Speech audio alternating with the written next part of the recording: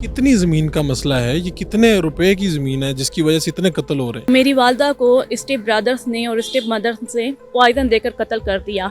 2008 में हमें दादा ने ज़मीनों का हिस्सा दिया। 2014 में भाई ने शादी की और 2015 में मेरी भाभी को मेरे भाई को कत्ल कर दिया गया।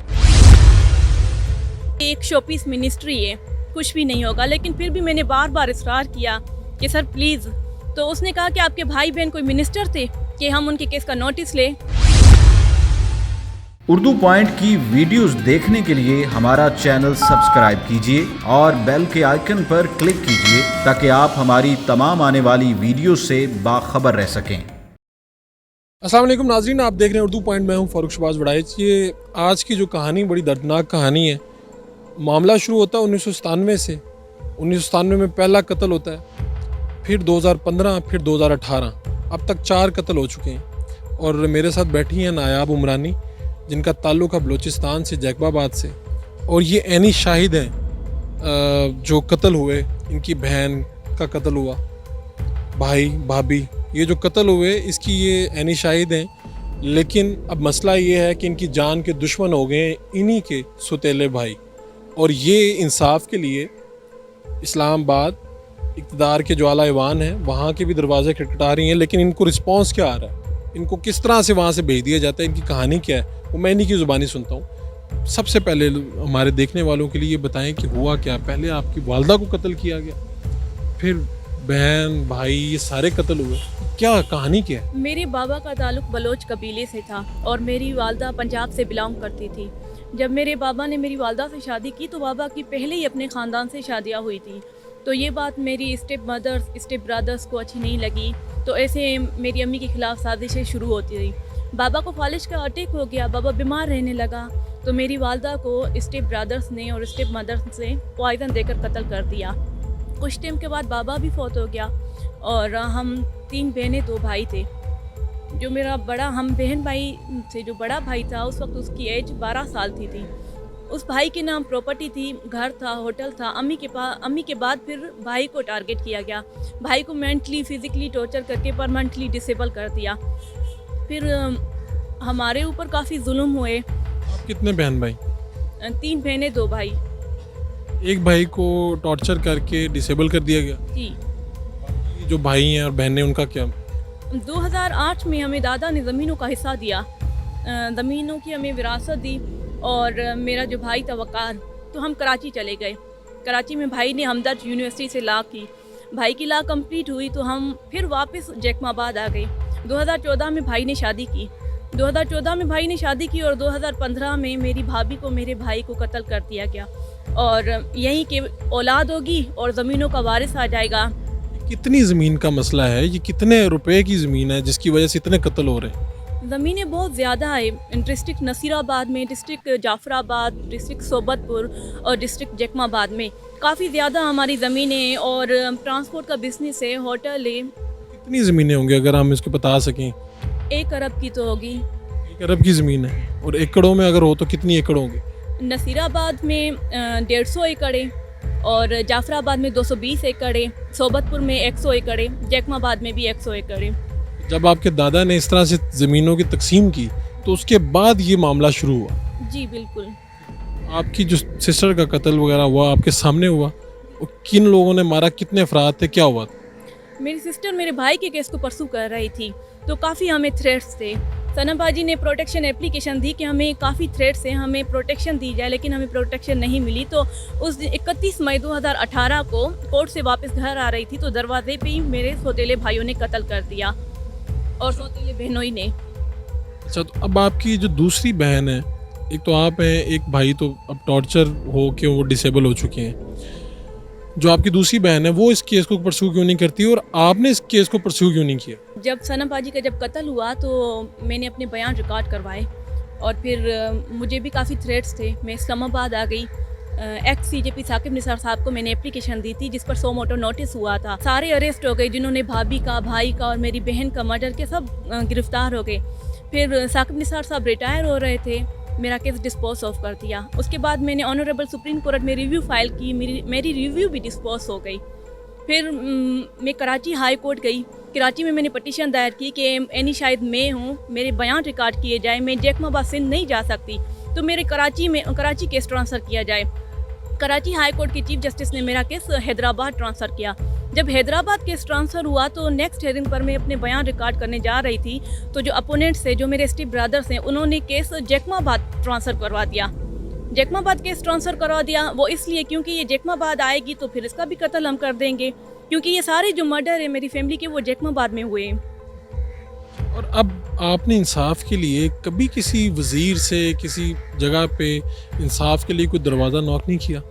जी, मैं जैसे कि 2 सालों से मैं इस्लामाबाद में हूँ, तो मैं मिनिस्ट्री ऑफ ह्यूमन राइट्स के काफ़ी मैंने चक्कर लगाए।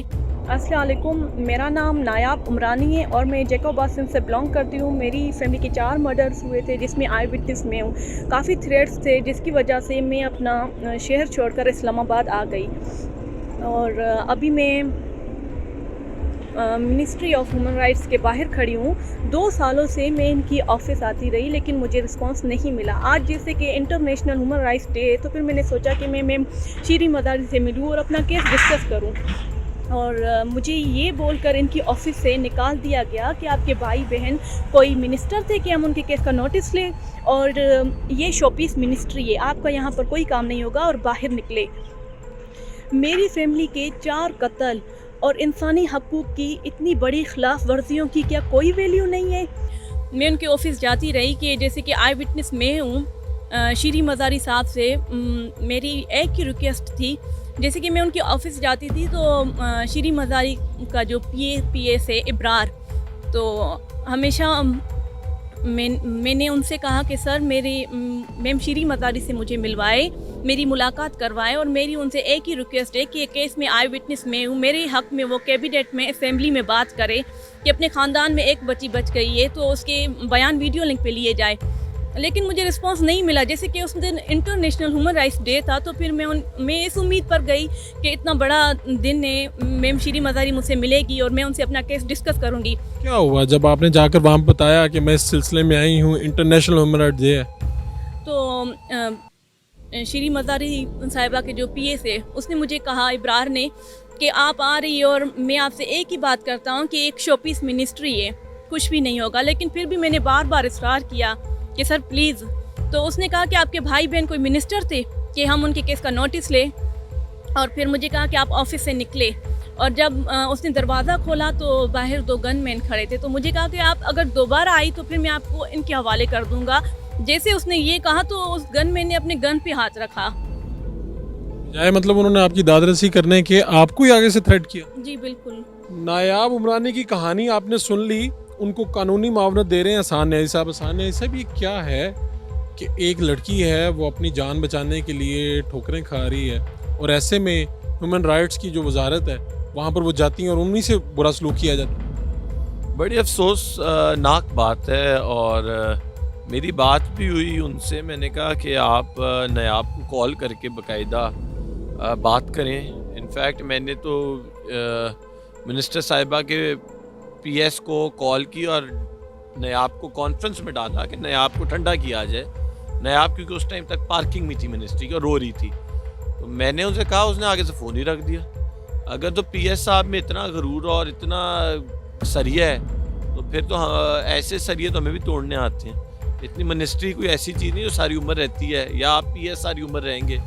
आपको शर्म आनी चाहिए। एक बच्ची, उसके मर्डर देखें कितने घर में, वो अकेली है, वो एक इंसान लड़ रही है, 2 यतीम पाल रही है, 22 साल की बच्ची है, और साथ घर में एक माजूर भाई को भी संभाला हुआ है। और आप ऐसे बंदे को जा कोई सिक्योरिटी दो, कोई प्रोटेक्शन दो, कोई पंजाब हाउस या कोई केपी के हाउस में कोई परमानेंट कमरा रिहाइश दो ताकि उसका मर्डर ना हो। आप पकड़ के उसको धक्के दे के बाहर निकाल रहे हो। मैं इस केस में जो चीज़ें समझा हूँ वो ये है कि अगर ये केस को परसू करती, जाके अपनी पेशियाँ भुगताती, तो दरमियान में ये था कि इनको ही ना मार दिया जाता, जैकबाबाद में चला गया था। इसकी क्या हो सकता है, इसका हल क्या हो सकता है, क्या किया जा सकता है? इसमें देखें, जो ये इनके वालिद अच्छे खासे एक बड़े ज़मींदार थे, और बलोचों में से इंटीरियर सिंध में औरत को ज़मीन देने का रवायत नहीं है। नायाब ने एक आवाज़ बुलंद की कि मेरा हिस्सा भी दो, तुमने मेरे बहन भाई तो मार दिए। इसकी बहन ने जो इसकी बहन ने एक कॉज चलाए है जिसके में इसकी बहन की ऑलरेडी कत्ल हो चुका है, उसकी बेटी और नयाब जो 19 साल की थी गालिबन या 18 साल की तब हुआ था मर्डर। अब उस सूरत हाल में एक चीज़ रिलीफ मिलनी चाहिए, सुप्रीम कोर्ट को भी देनी चाहिए और फेडरल हुकूमत, दो जगहों के पास पावर है, एक सुप्रीम कोर्ट और एक फेडरल हुकूमत चाहिए कि ये ट्रायल इस्लामाबाद में कंडक्ट कराया जाए और इस्लामाबाद में 2 हफ्ते में ख़त्म कराया जाए।